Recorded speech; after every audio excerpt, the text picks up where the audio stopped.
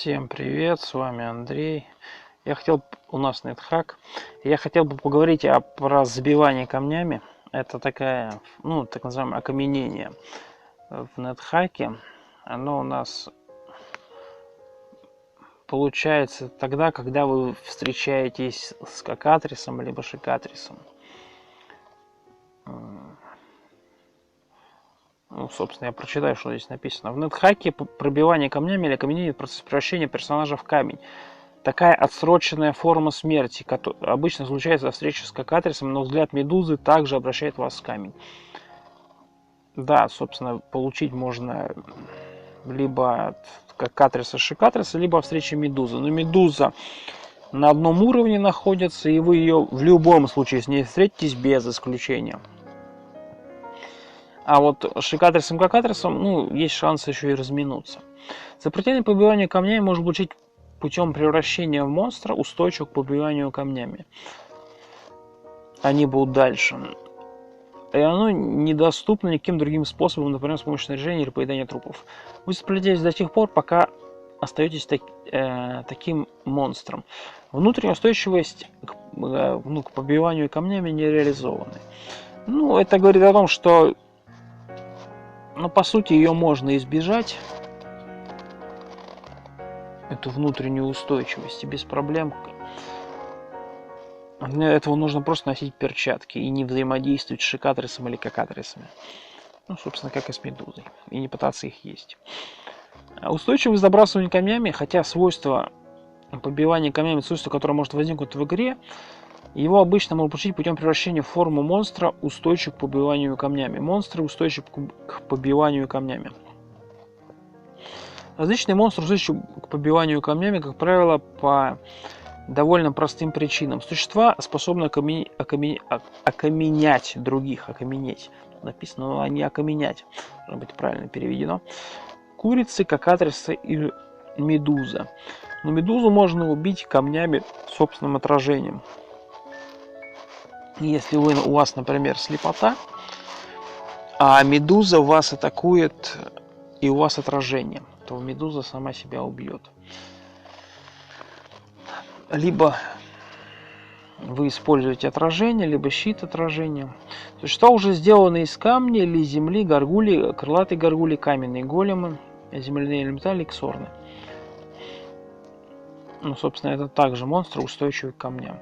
Кислотные существа — это кислотные капли, детеныши черных наг, черные наги, студенческие кубики, зеленые плесень, джуимблес — это один из демонов, если не ошибаюсь. Охранное желе, пятнистое желе, детеныши желтых драконов и желтые драконы, и все R. Что такое R, я не гуглил, не знаю.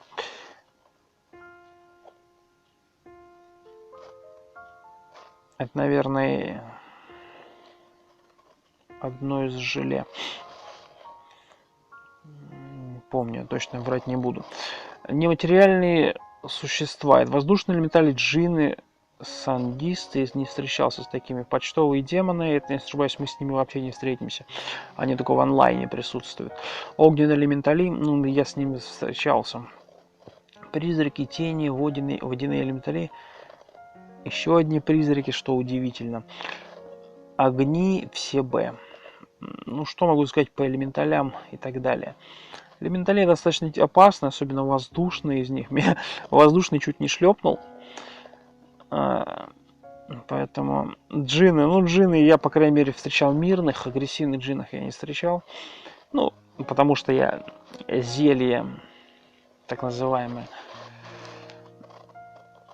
Smoky Potion, которое дымное зелье, оно называется в переводе.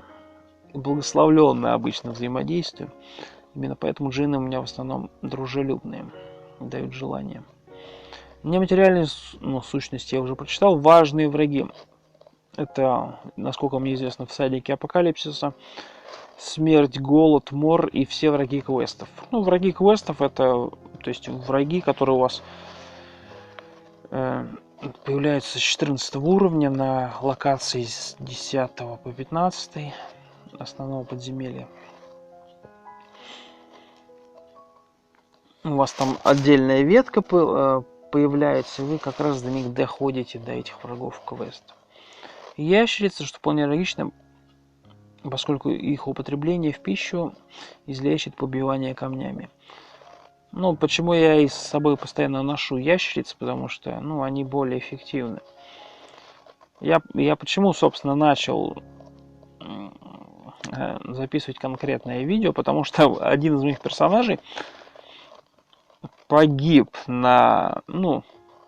из-за того, что меня убил этот кокатрис несчастный. Там как получилось, у меня не было ни перчаток, ничего, он просто подошел ко мне, один раз укусил, мне окаменение дали. Я от него начал сваливать, то есть я помолился, именно так можно избавиться от этого. Дальше это будет указано, что еще конкретно, но я вкратце расскажу свою историю. Я помолился и начал сваливать от них, то есть убегать. Они, благо, не такие быстрые, что от них можно убежать. И я сбежал, да, но меня там забили другие монстры. Поэтому тот персонаж, который у меня был, он просто погиб. А если вы ничего не сделаете, вас просто заточат в камень. Тем самым вы проиграете автоматически. Также монстры, устойчивые к камням, это скелеты. Предположительно, камнение их не сильно замедляет. Другие големы неустойчивы, они остаются каменными. Големы, если их побить камнями любым способом. Собственно, английская версия. Вот, укрепление против мгновенной смерти. Собственно, что можно сделать? Прикосновение к кокатрису либо курицы, либо это называется шикатрис, мгновенно смертельный персонаж без сопротивления камням. Без сопротивления. Сопротивление нельзя получить, поэтому стоит быть либо, собственно, монстром, либо, как и встреча взгляда с медузой. Напасть на кокатрис или курицу голыми руками или босыми ногами, поднять труп голыми руками или ударить его босыми ногами. Вот о чем я и говорю. То есть ваша задача бить этого моба именно в перчатках и в любых ботинках, неважно какой это будет тип. Важно именно, чтобы у вас были руки и ноги были экипированы между собой, и тем самым, чтобы у вас была хоть какая-то защита от них. Подбросить яйцо кокатриса вверх и получить от него удар — это смерть. Я вообще не рекомендую подбрасывать яйца вверх, потому что это такое себе удовольствие. Ничего хорошего обычно с этого не происходит. Но удар от яйца, брошенного монстром, запускает процесс окостенения, как и при поедании яйца или прослушивании шипящей атаки кокатрисы. Технически этот процесс занимает 5 ходов, но после 2 ваших конечностей представляется камень, и вы ничего не сможете сделать, кроме как продолжаете умирать. Вы также потеряете внутреннюю скорость, когда начнете замедляться. Что может дать вам еще меньше действий для спасения? Если вы обременены или еще хуже, возможно, вы вообще не сможете спасти себя. Почему такой, как говорится, кокатрис, шикатрис такие опасные? То есть, если вы не готовы к встрече с ними, их вообще в идеале убивать на дистанции. По крайней мере, я. Исключение, если, конечно, у вас очень сильный милишник, герой-милишник, и вы прямо его подошли, один раз ударили, то есть зачарование оружия там на +7, например. Один раз ударили, и все, и это животное отлетело.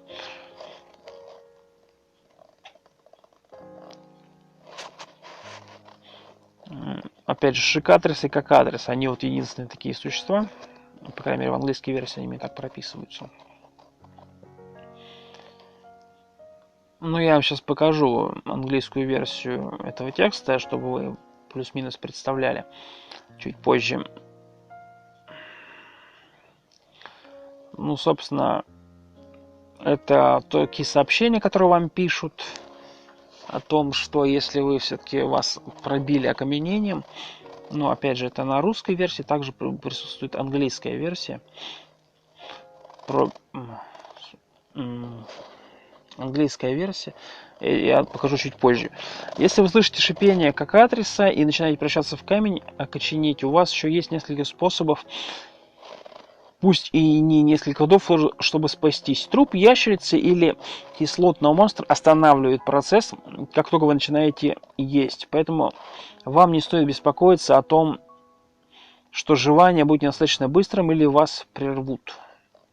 На самом деле это хорошо, что вас прервут, потому что вы труп труп ящерицы чуть-чуть недоедите, тем самым у вас и вы еще останется еще на один раз.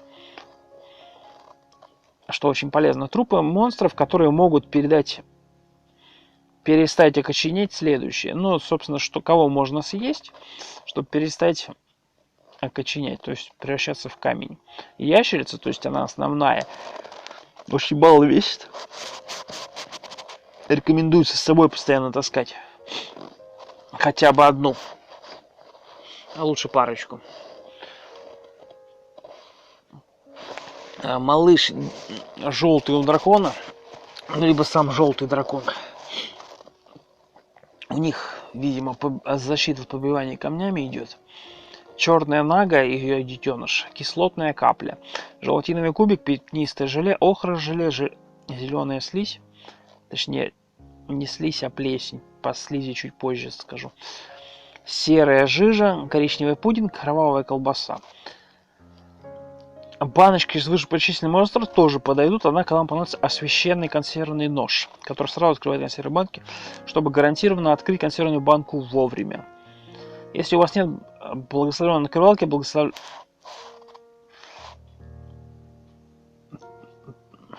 Если у вас нет благословенной открывалки, благословенная открывалка открывает за 0,1 ход. Но если вам на это потребуется один ход, вы можете быть прерваны во время открытия. Применив консервный нож, вы сможете использовать его, не делая ходы. Если сразу же откроете консервную банку. Самый распространенный метод съесть труп ящерицы, вот про который я, собственно, и говорил. Поскольку они никогда не гниют и всегда следует носить с собой. Собственно, как и все кислотные монстры. Что очень удивительно. Однако, если у вас нет подходящего трупа, вы можете также выпить зелье кислоты. Заклинание «Камень вплоть» спасет вас, наложив его на себя. Но оно также превратит в мясо минеральные предметы в вашем инвентаре, включая кольца, палочки и камни. На самом деле сложно сказать, насколько это эффективно, но если, как говорится, выбирать между жизнью персонажа и, как говорится, превращением там камней, кольца и палочек, то я думаю, это выбор очевиден. Если ваш бог доволен вами, и вы не в геноме, молитва также тоже сработает. Но я в большинстве случаев именно избавлялся от этого с помощью молитвы. Слизь спасает вас от окаменения, зеленая слизь, о которой я говорил ранее.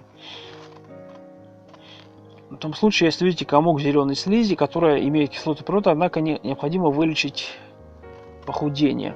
Вам, чтобы вылечить похудение, я об этом говорил в ранних видео, вам нужно будет использовать, собственно, она считается как вообще болезнь, и чтобы снять болезнь, вам нужно, собственно, выпить благословленное зелье лечения. Полного лечения, либо дополнительного исцеления. Благословленную версию. Либо заклинание снятия чар. Либо просто помолиться. Либо святая вода тоже может помочь, особенно если вы благочестивый, либо нейтральный персонаж. Если вы хаосник, вам это не поможет. Амулет неизменности не защитит вас от побивания камня, а вот амулет спасения жизни спасет. Отражение или слепота предохраняет вас от предотвращения камень от взгляда медузы. Вот о чем, собственно, и речь. Чтобы убить медузу, по сути, не так много нужно. Просто повязку на глаза на себя одеваете, вы можете уже ее ковырять. Потому что у него взгляд идет. А взгляд, как у летающего глаза. Я в одном из ранних видео говорил, как, собственно, бороться с парализацией и с летающим глазом. Тут такой же принцип. Слепота поможет.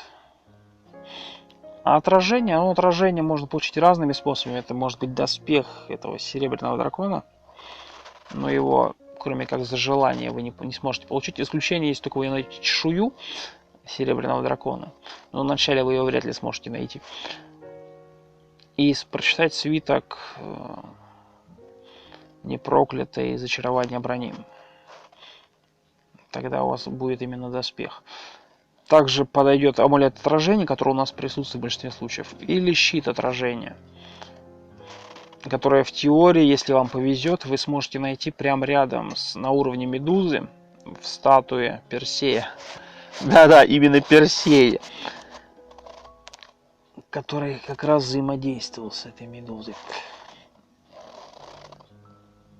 При общении с скакатором настоятельно рекомендуется надевать перчатки. Но вот о чем, собственно, и речь. То есть любые перчатки вас защитят от взаимодействия с скакатрисом. То есть без особых проблем вы сможете пробить. Главное их не пинать ногами. При этом, если у вас нет особенно ботинок. Превращение монстра устойчивого к побиванию камнями также становится процесс каменения. Ну, собственно, в монстра, которого я говорил, вот, собственно, эти монстры. Это либо ящерица, либо желтый дракон, либо черный наг, либо сухотный камень, либо желатиновый кубик, либо пятнистое желе, охра желе, зеленая плесень, серая жижа, коричневый пудинг или кровавый кислый. Колбаса, зеленая слизь. Зеленая слизь не рекомендую превращаться.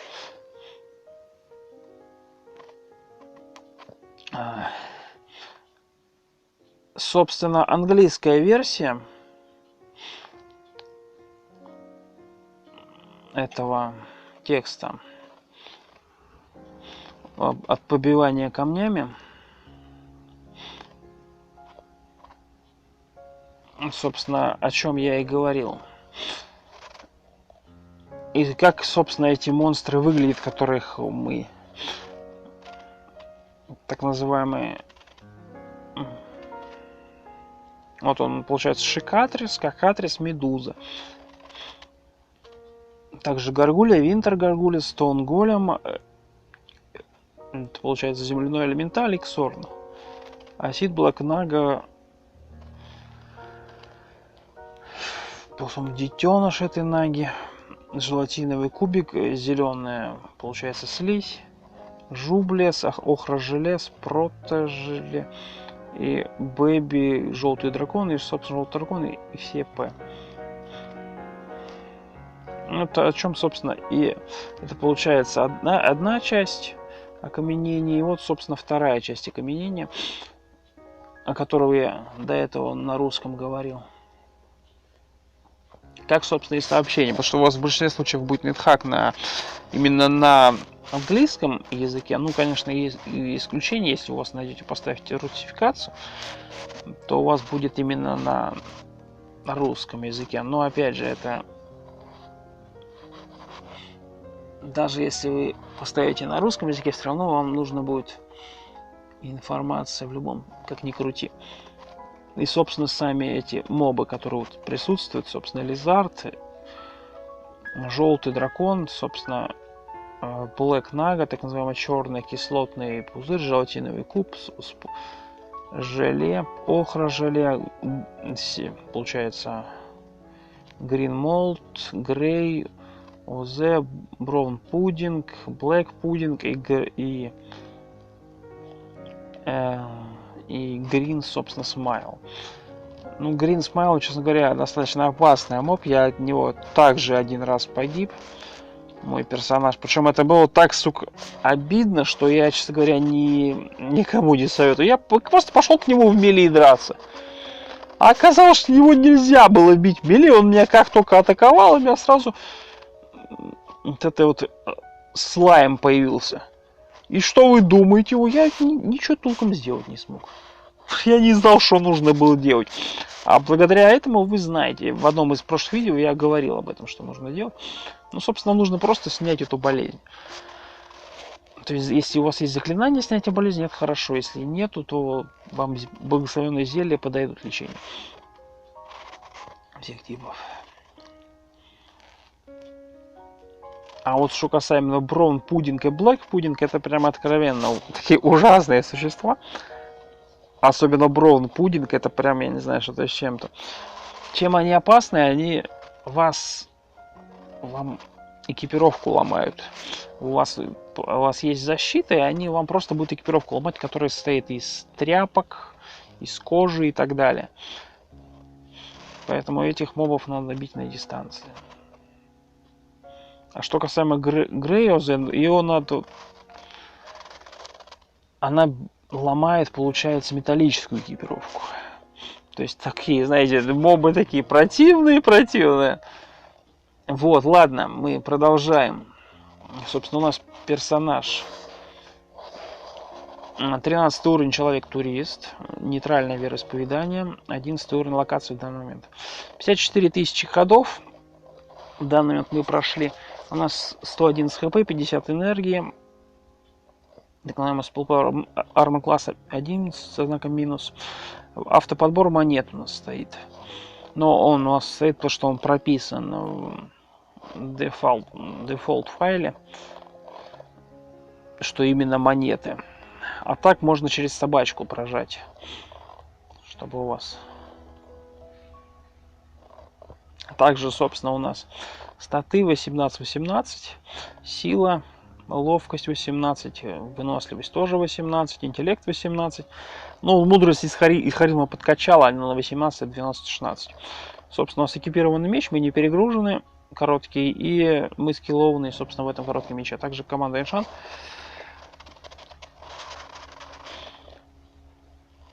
Enhance называется. Собственно, вот эта команда, она присутствует, если нажать решетку, она присутствует, если нажать G, собственно, вы ее увидите.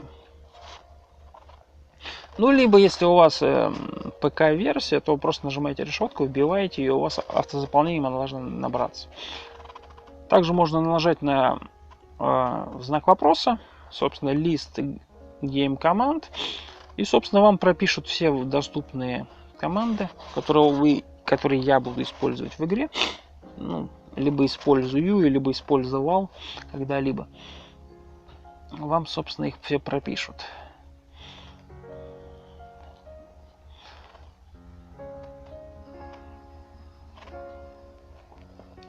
Так, что у нас, собственно, по инвентарю? В инвентаре у нас в данный момент амулет рефлексии, собственно, отражение, которое у нас помогает против медузы, против атак на вас палочками и так далее, либо дыханием. Собственно, металлические даггеры непроклятые, деревянный меч и деревянный кинжал, короткий меч. Почему они деревянные? Потому что все эльфийское оружие, оно из дерева состоит. А в данный момент оно эльфийское, собственно, как и рунный даггер, оно тоже эльфийское. То есть оно состоит из дерева. Как узнать вообще, эльфийское это оружие? Ну, во-первых, Википедия вам может помочь по нетхаку. Либо вы просто можете встретиться, например, с монстром-ржавником, так называемый раст-монстр он будет. Если после боя с этим ржавником ваша экипировка не сломается, то значит она у вас не, как говорится, не металлическая. Если сломается, то металлическая. Либо получается с черным пудингом, либо с коричневым пудингом встретиться. Так называемый black пудинг и брон пудинг. Собственно, вы с ними встречаетесь. Если у вас экипировка после встречи с ними сломалась, значит, у вас экипировка не металлическая. А если не сломалась, значит, у вас экипировка металлическая. Потому что эти монстры, они как раз едят все, кроме металла. Собственно, у нас есть легкий эльфийский шлем, он из кожи. Прожженный плащ магической защиты. Ну, почему? Прожженный он нам не дает защиту. То есть он у нас одет, но он нам не дает защиту. Из-за этого нам его нужно будет поднимать его характеристики, чтобы поднять характеристики. Чтобы он нам давал все-таки защиту, нужно будет его Во-первых, его можно полностью защитить через свиток Destroyed Armor в конфузии, если прочитать его. Либо просто через ту же конфузию шлепнуть этот свиток улучшения брони. Важно, когда вы улучшаете любую броню, будь то шапка, доспех, плащ и так далее, у вас должна быть она одна экипирована на вас в данный момент. То есть вам нужно, чтобы именно она улучшалась, потому что так он будет выбирать рандомно сам по себе, а вам это не нужно.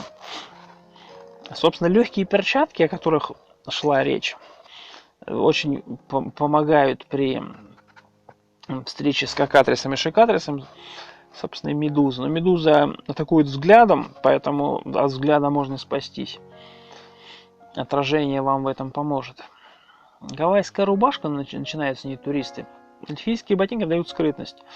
Скрытность чем полезна, вы можете подкрадываться к спящим врагам. Например, у нас самые очевидные спящие враги — это лепреконы, либо нимфы. Ну, к нимфам подкрадываться — это сомнительное решение.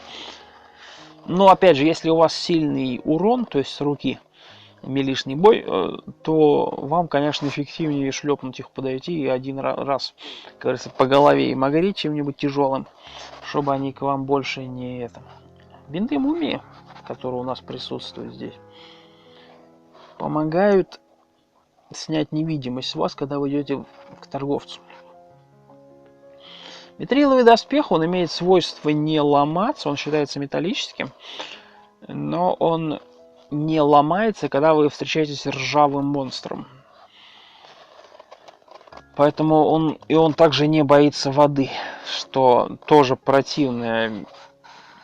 На начале очень сильно вот эта вот вода очень сильно портит экипировку, особенно если вы... Там случайно любая ловушка, не ловушка, она с высоким процентом вероятности будет именно водяная.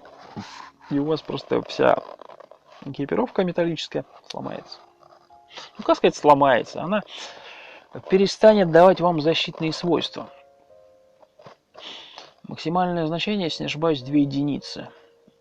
То есть это прям максимальный дебаф, который там минус 3 он идет. И значение минус 2 единицы. То есть если у вас экипировка максимально улучшена, конечно, там на плюс 5, например, или на плюс 7, то вам эти 2 единицы погоду не сделают. Но опять же, на начале такого обычно не бывает. Деревянный щит, но он эльфийский, но он мешает кастовать заклинания. Но все же его можно снять в случае крайней необходимости и скастануть заклинание, и потом обратно одеть.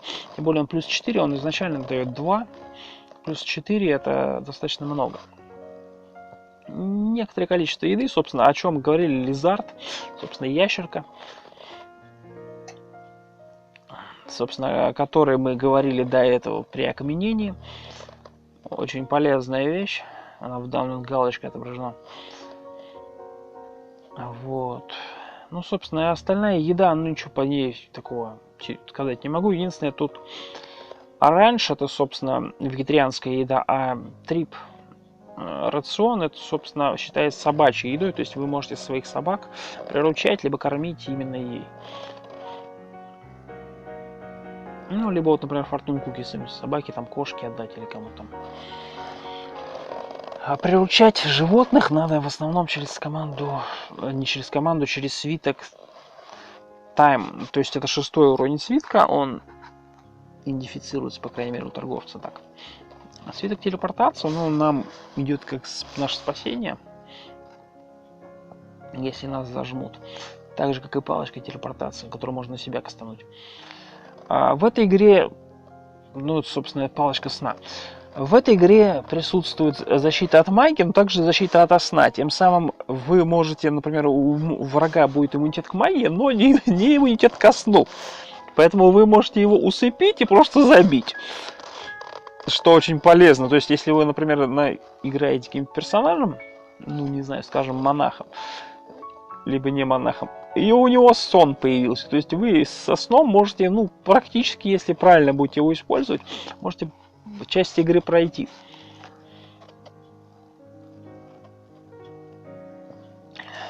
Очень, кстати, хорошая вещь, я рекомендую. Я первый раз, когда вообще самый-самый первый раз, я именно через сон и прошел.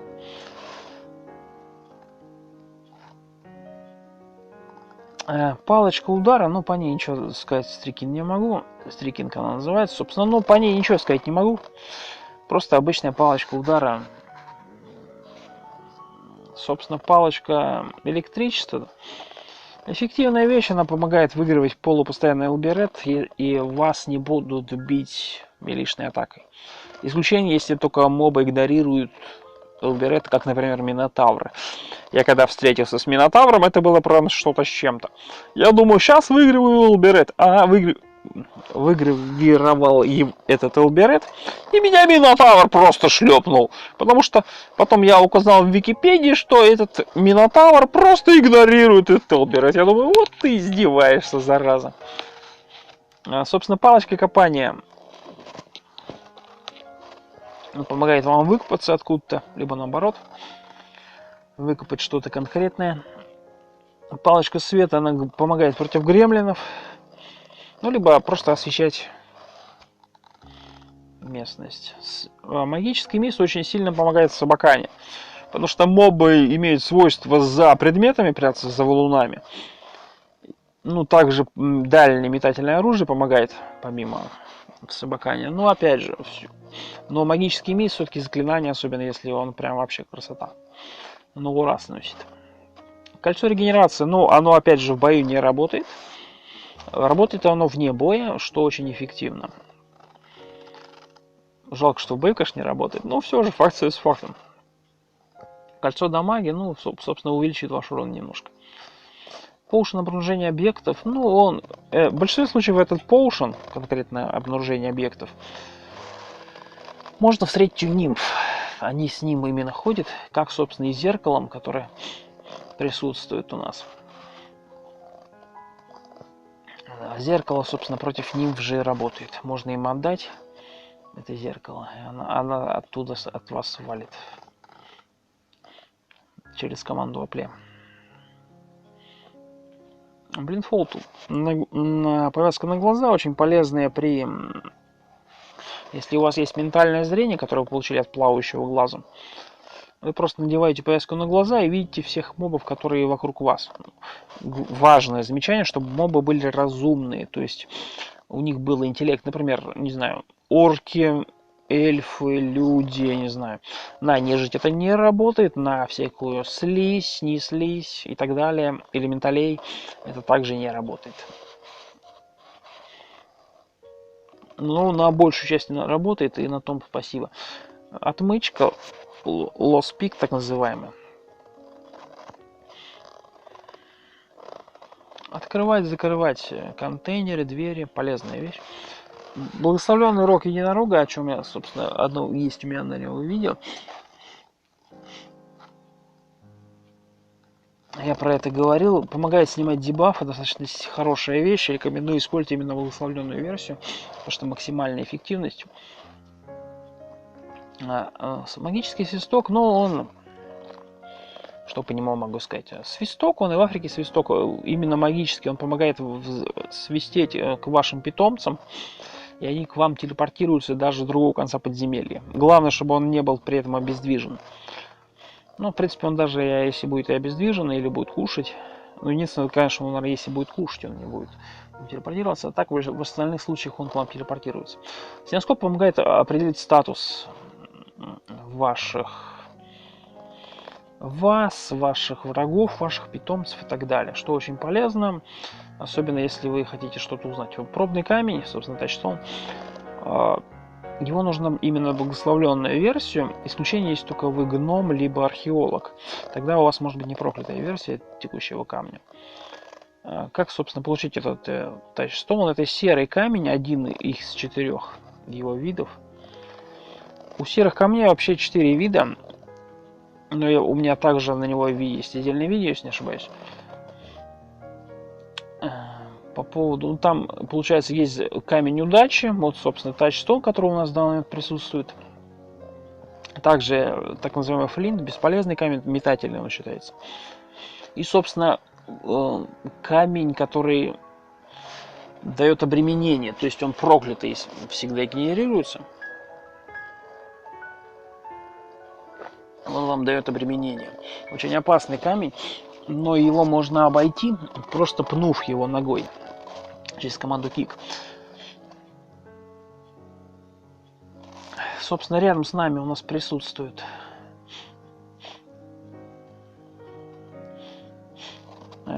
нажимаем буковку А, нажимаем стеноскоп, выбираем рядом с нами. Рядом с нами стоит дог, большая собака. Large Dog. Большая собака, 9 уровень, 71 хп. Армор класс 4, прирученная тайм. У нас 13 уровень, собственно, замечательно. Достаточно большой уровень у него, у собаки уже. Как бы он на торговца не нарвался. У нас есть также сумка.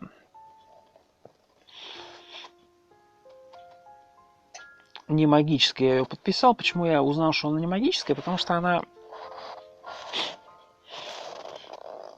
при поднятии предметов, текущая сумка, она не уменьшает вес. Тут в сумке единственное, на чем стоит остановиться, кстати, надо рога единорога выложить. Для этого их стоит поднять сейчас. Почему? Потому что рога единорога, они, во-первых, они вес дают. Во-вторых, учитывая то, что мы как раз пришли сюда, и стоит большую часть повыкладывать просто в наш неподвижный сундук. Почему очень эффективно я рекомендую использовать сундуки, так называемые боксы. В моем случае это большой бокс, 120 предметов уже собирался.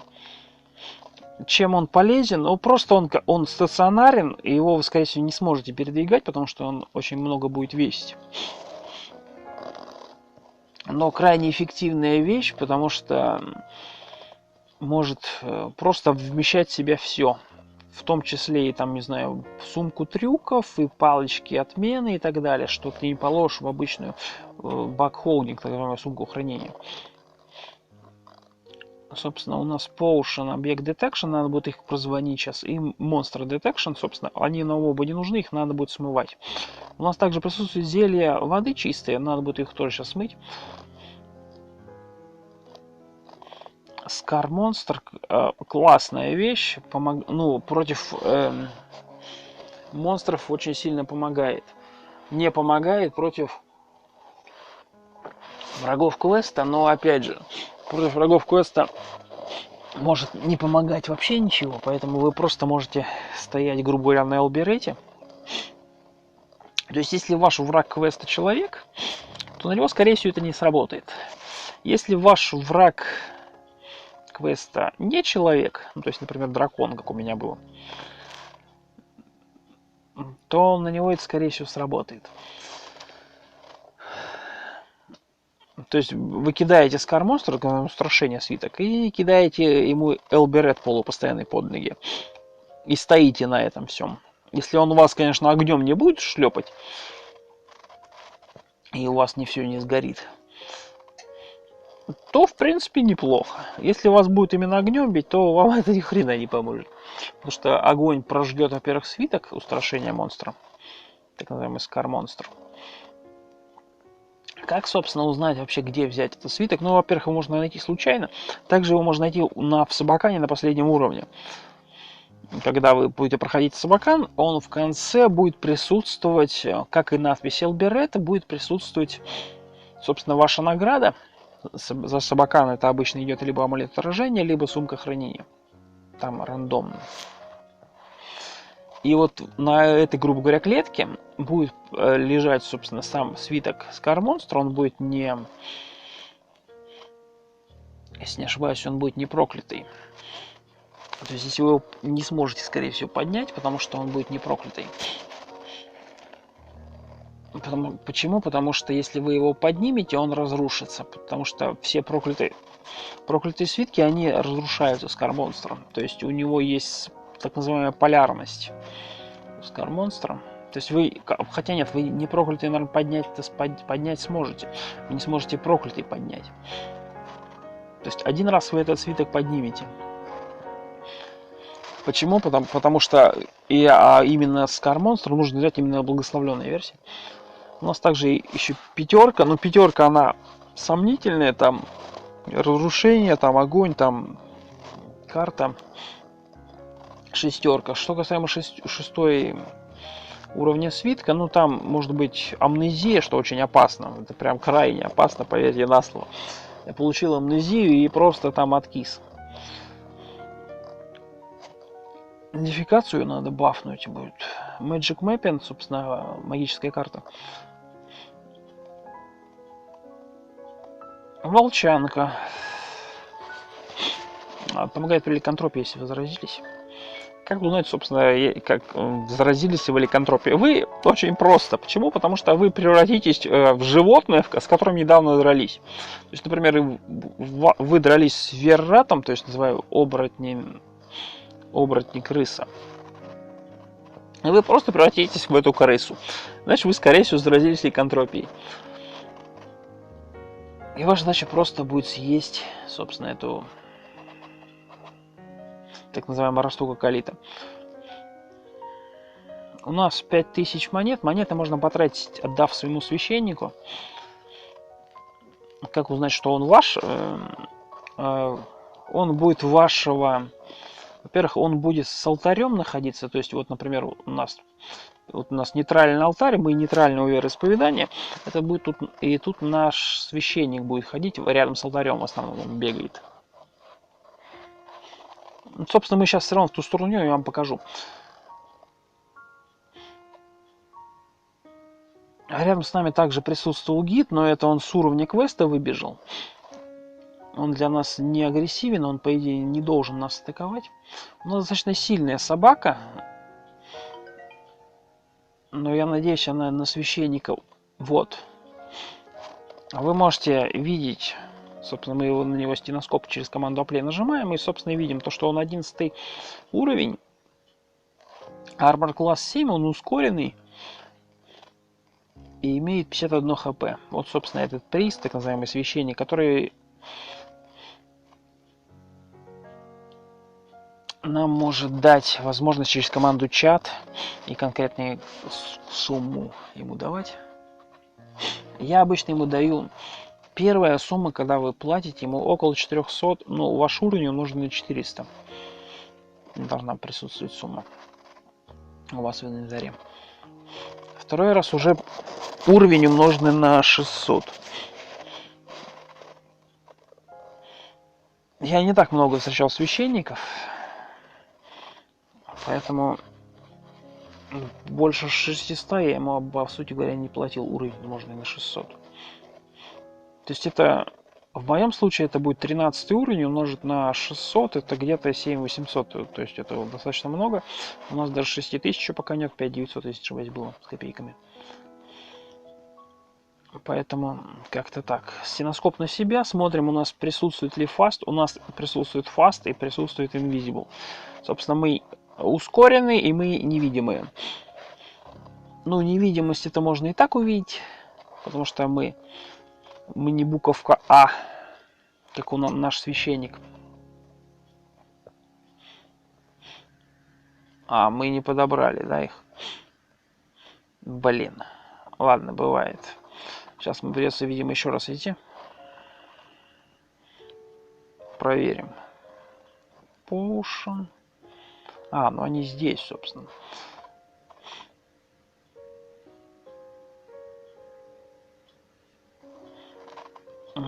Дроп общий по предметам Potion. Выбираем 2 белых. Положили, подняли.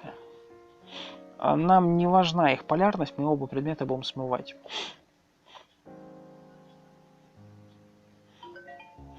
А камни нам также не нужны. Камни... Нам нужно перекусить что-нибудь. Например, кремовый рацион. Что касаемо желтого, так называемой плесени, она вам дает, да, при поедании может дать стан. И при забивании вы будете драться с кислотой. Поэтому вам нужно бить ее водой. Не водой, а деревом.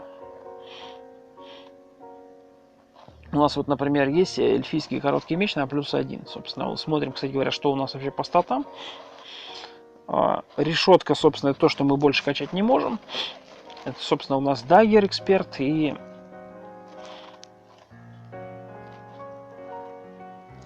собственно, топор эксперт. Короткий меч у нас звездочка, это означает то, что мы можем еще прокачивать его. Также у нас присутствует дартс, ну, собственно, дротики тоже на уровень желтый. Собственно, ну, это второе зачарование после. Также у нас присутствует предсказание, также звездочка, спелкаст. Предсказание, на чем хорошо, там есть заклинание идентификации на 3-м уровне. То есть вам, чтобы его грамотно использовать, вам нужно минимум базовый уровень. Базовый уровень это, собственно, базис, должен быть у вас указано. В моем случае это зеленый цвет, у вас может быть цвет другой. Про цвета, собственно, на этой меншанте, ну, я ее так называю, а тут прописано, собственно, enhance. Собственно, через эту команду. Вот. Про цвета у меня есть default файл. Собственно, информация там о цветах присутствует. Там что именно нужно прописать. Но, опять же, я повторюсь, это работает именно на Android. Потому что на другую операционную систему, так называемую, там Windows или, не знаю, iOS, это может не работать. По крайней мере, на Windows, скорее всего, точно не будет работать. Вот. Но мы, скорее всего, будем забивать. Мы сейчас подойдем, его пару раз ударим. Так, мы смотрим, где у нас мы в данный момент находимся. Собственно, открываем общую карту через команду MO большая. У нас мы на 11 уровне, а у нас подписано, что на 10 уровень вода. Мы идем на 10 уровень вода. Собственно, мы сейчас смоем некоторые зелья. Ждем нашего зверька. У нас есть магический свисток. Мы можем его посвистеть в него, и наше животное прилетит к нам. Вы вспоминаете, что это уровень вода. Ну, собственно, мы смотрим, что у нас здесь присутствует вода. И просто к ней бежим. В обязательном режиме я рекомендую использовать повязку на глаза. По нам что-то стреляет, но это он 7 предметов. Тут есть эльфийский щит, Potion, неизвестный нам.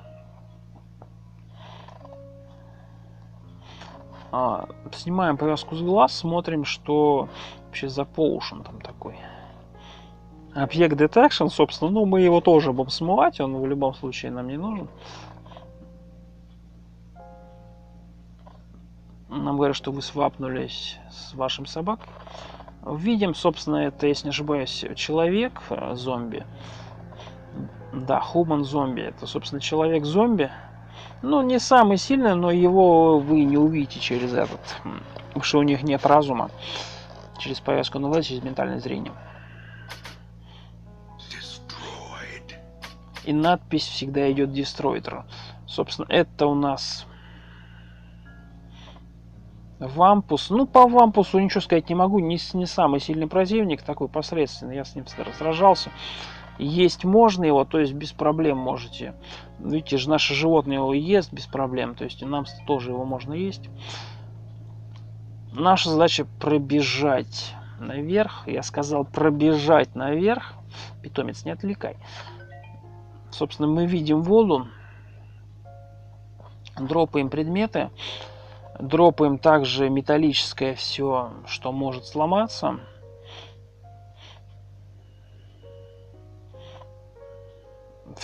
Все металлические предметы, которые у вас присутствуют, все свитки в обязательном порядке.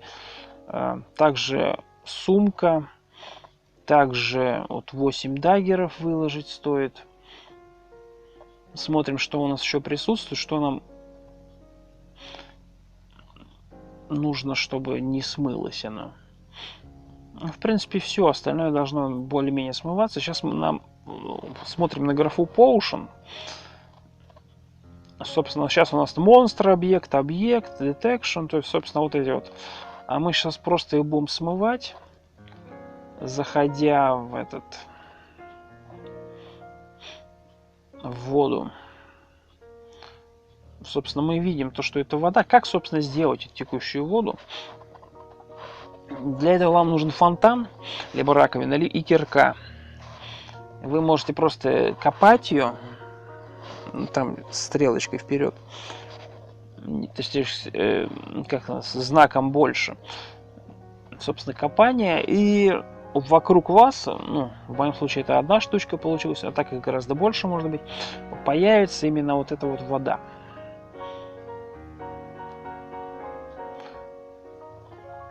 Смотрим, что у нас начало взаимодействовать с поушенами. То есть, вы видите, вот дилютет, собственно, это разбавленный поушен, так называемый. Начинаем его продолжать разбавлять. Разбавляем до тех пор, пока она не разбавится полностью.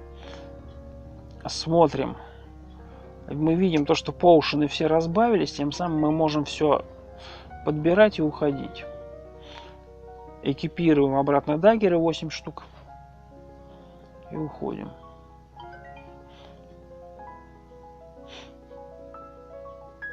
Повязку на глаза стоит тоже одеть, чтобы, если мобы зареспаунятся, чтобы мы просто элементарно знали. Мы видим, что сверху идет роте, достаточно в большом количестве, 3 штуки. Роте — это бычки, которые имеют свойство очень больно бить.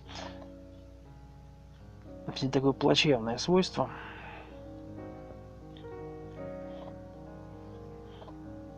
Нимфа, кстати говоря, проснулась, лесная. Вы можете это видеть с левой стороны, потому что она идет в нашу сторону. Мы убили роте.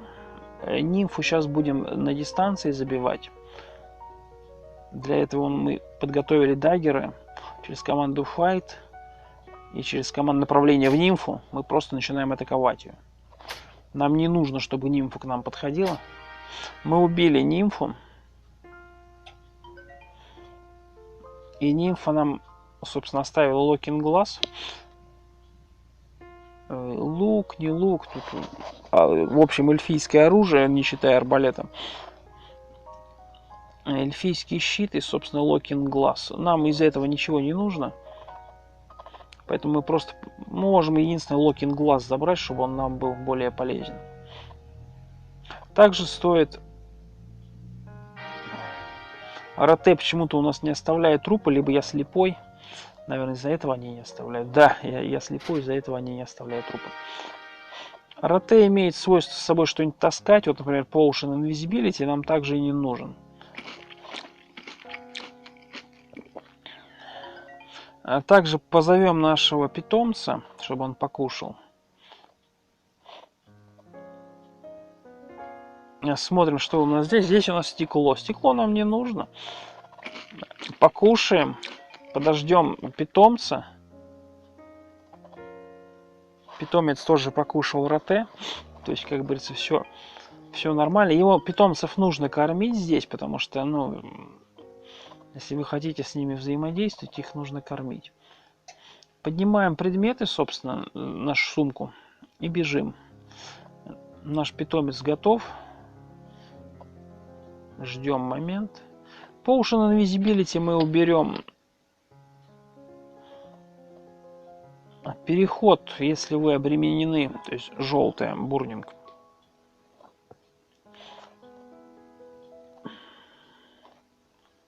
Вы, скорее всего, будете... Убираем пока Potion сюда. Ну, собственно, мы из-за одного Potion явно не пойдем. Смотрим, есть ли у нас еще здесь Potion. Но, опять же, видите, здесь блиднес можно было смыть. Здесь еще, кстати говоря, есть вода.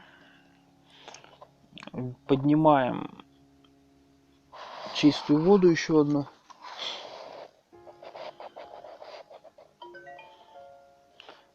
Также бежим, смотрим, во-первых, через повязку на глаза, чтобы плюс-минус сориентироваться, кто у нас тут находится на уровне. Мы видим то, что тут и есть этот Умберхалф, так называемый. Это серьезный противник, он в стан вас может отправлять и достаточно больно бьет. Но к нам он нейтрален, но все-таки он на собаку, он на нашу напал. Видите, наша собака получила конфузию. И скорее всего он ее может забить. Видите, она в конфузии присутствует, он 10 хп снял. А у этого всего 27 и армор класс 2. То есть наша собака, по идее, ему проиграет. Потому что...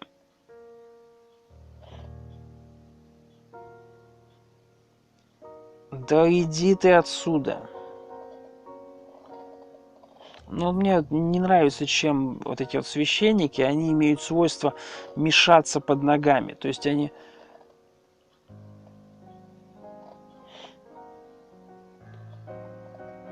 Вы просто будете ходить постоянно, например, к алтарю и к одному и тому же, и у вас они постоянно будут под ногами мешаться. У нас 5 непроклятых поушенов воды.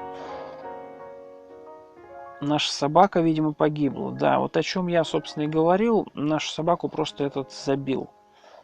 И мы ему толком ни хрена не могли сделать, потому что, ну... Для нас он нейтрален, то есть... А собаке очень больно. Собаку можно воскресить, если у вас есть палочка нежити. Я, честно, не помню, как она называется. Сейчас я вам название точно скажу.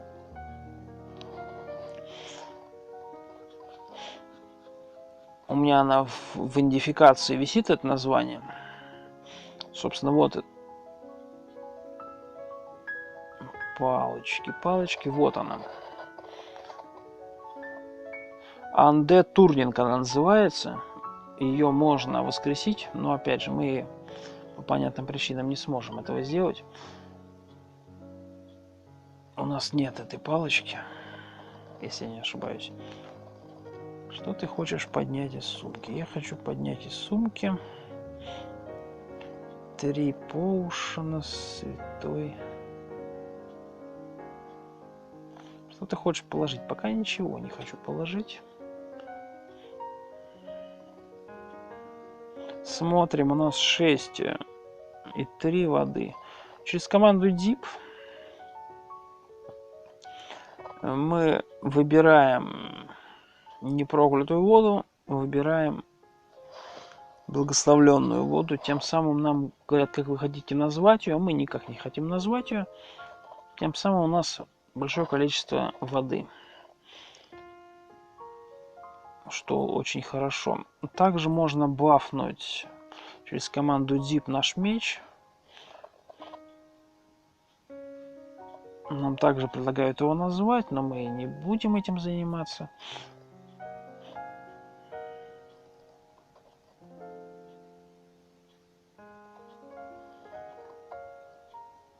Также, как вариант, можно... хотя у нас, в принципе, сопротивление к магии, но все равно.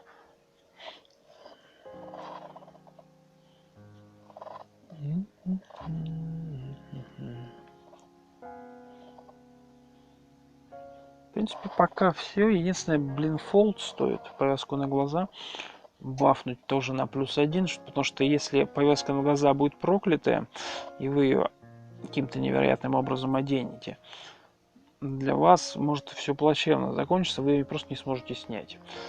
Что, собственно, логично. Тем самым для нас, как и для вас, это будет минус огромный. Мы убираем святую воду. Тем самым мы какие-то предметы бафнули. Какие-то предметы пока у нас остаются. Стеноскоп, кстати говоря, проклятый, не рекомендую использовать, потому что он вам ничего не покажет путного. У нас потерялась наша собачка. Мы, кстати, наверное, не сможем ее воскресить.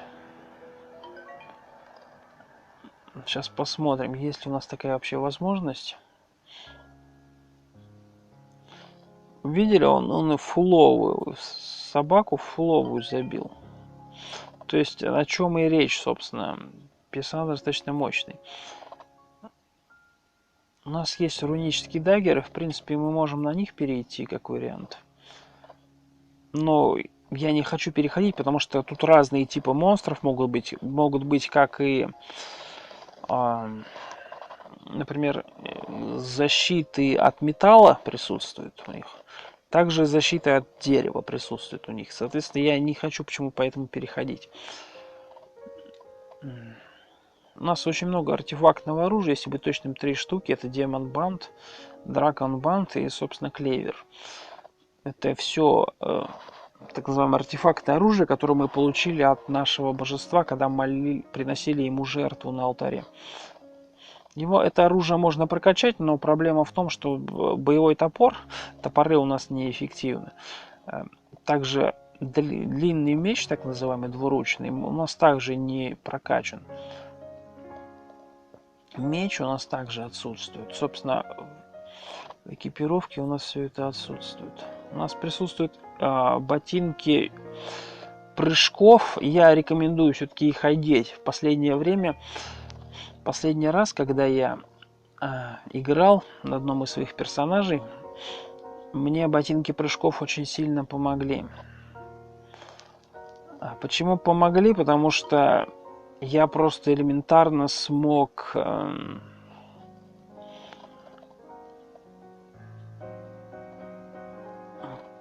просто элементарно пройти. Проверяем. Кстати говоря, прыжки через команду Jump проходят, собственно, вот буковка G. Нажимаем ее, и нам говорят, спрашивают, куда вы хотите прыгнуть. По прыжкам у меня есть отдельный ролик, куда вы можете прыгать, куда вы не можете прыгать. Я обычно ориентируюсь по надписи в скобочках. Если надпись в скобочках появляется, так называемый illegal, то мы не можем прыгать. А вот если нет ее, то мы можем прыгать, собственно. Смотрим, кто это рядом с нами тут присутствует. Это Грей, так называемая серая плесень. В общем и целом, это один из пудингов, которые очень противные и которые имеют свойства. А он, кстати говоря, металлический. То есть, если у вас металлическое снаряжение, лучше его снимайте и деритесь голыми руками с этим пудингом, потому что вам будет проще его убить, чтобы не потерять ваше металлическое снаряжение. Смотрим, есть ли у нас металлическое снаряжение. Да, у нас оно присутствует, но оно для нас не критично в данный момент. Мы забиваем Грей, собственно, эту плесень. Мы забили эту плесень. Плесень, она кислотная, поэтому если у вас окаменение, она имеет свойство портиться. Вроде как, если не ошибаюсь. Да, она портится, поэтому либо ее ешьте сейчас, либо не ешьте вообще. Почему? Потому что количество ходов, там она портится в 50.